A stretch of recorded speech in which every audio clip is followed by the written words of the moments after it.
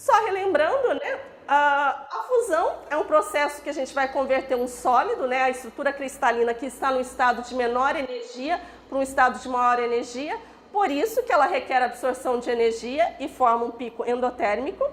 Já a cristalização, ela converte tanto a estrutura sólido-amorfa, que é a cristalização a quente, apesar de no inglês ser cold crystallization, né, quanto uma estrutura líquida amorfa em uma estrutura sólida cristalina mais organizada. Ou seja, quando a gente passa do fundido, a gente começa a resfriar para observar a formação dos cristais. O evento exotérmico, ele libera energia. A fusão ela é muito bonitinha, né? Mas a nossa realidade nem sempre é tão bonita, principalmente quando a gente estuda fármacos. Quando nós temos substâncias puras, a gente vai observar o sentido exotérmico está para cima, tá? Então, a gente vai observar um pico bem definido, ou seja, uma fusão linear. O ponto de fusão é definido, como a gente já observou aqui, a gente está, inclusive, caracterizado pela temperatura de 1,7. Por outro lado, às vezes, a gente tem, por exemplo, uma mistura eutética. Então, a gente vai ter dois picos, né? Então, nesse caso, é recomendável que a gente determine a temperatura de fusão pela temperatura do pico e não a 1,7. A gente pode ter não só a formação do pico, como um alargamento do início do pico, tá? Também relacionado a impurezas que possam existir. Novamente, neste caso, é melhor nós determinarmos a temperatura de fusão pela temperatura de pico. E ainda em fármacos, acontece muita fusão seguida da decomposição. Então, a gente pode ter a fusão com um evento exotérmico e a fusão com um evento endotérmico. Neste caso aqui, novamente, a gente deve caracterizar pela temperatura de pico. Tudo isso que a gente está falando, existem normas, né? Principalmente para a indústria farmacêutica, ela tem um rigor muito grande e é interessante que a gente se baseie em normas. Então, existe uma norma ASTM, a 794 e a 793, que ela auxilia a gente a fazer a determinação da temperatura de fusão e de cristalização de materiais de alta pureza. Então, ele recomenda que a gente coloque de 1 a 15 miligramas, é uma faixa bem extensa, claro que aí a gente vai determinar a massa para cada tipo de material que a gente está estudando.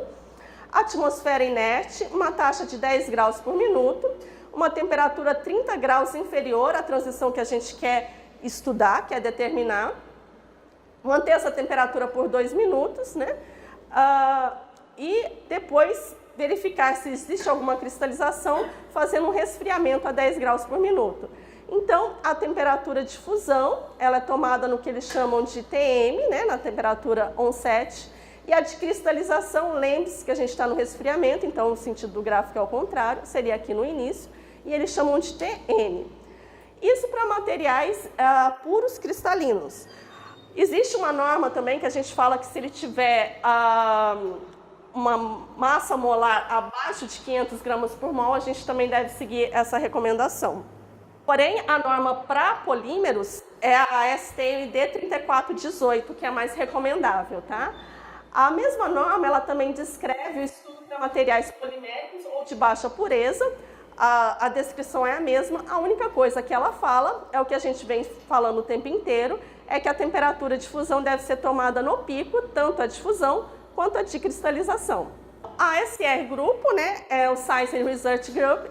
Nós estamos no mercado há mais de 20 anos, a nossa sede é em São Paulo, nós temos laboratórios lá dentro e a gente trabalha com 4 principais coisas: produtos, contratos, manutenção e assessoria. No caso de produtos, é a venda de equipamentos de análise térmica e também de reômetros, a venda de insumos para análise térmica, por exemplo, panelinhas, termopares, prensinhas, partes e peças. Temos também uma parte que é inovadora, que é o aluguel de equipamentos, principalmente da CTGA, isso mais para empresas que às vezes precisam por um curto período de tempo e não querem investir na aquisição. Então, a gente trabalha também com o aluguel. A gente também trabalha com contratos de manutenção de equipamentos, contratos de assessoria, por exemplo, alguma empresa está com uma indústria farmacêutica, está com problema, a gente vai lá e tenta ajudá-los a solucionar o problema, tá? Também fazemos reparo, manutenções em equipamentos de análise térmica e reologia de todas as marcas, aqueles equipamentos no qual nenhuma mais das fabricantes querem dar manutenção, a gente tenta ressuscitar todos, tá bom?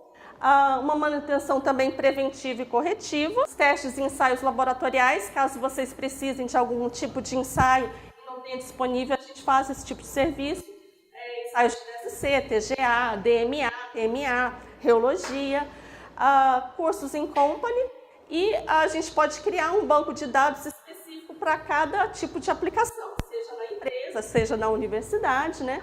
Como a gente tem esse pezinho, eu principalmente na universidade, então a gente acaba criando vários bancos de dados para cada tipo de aplicação.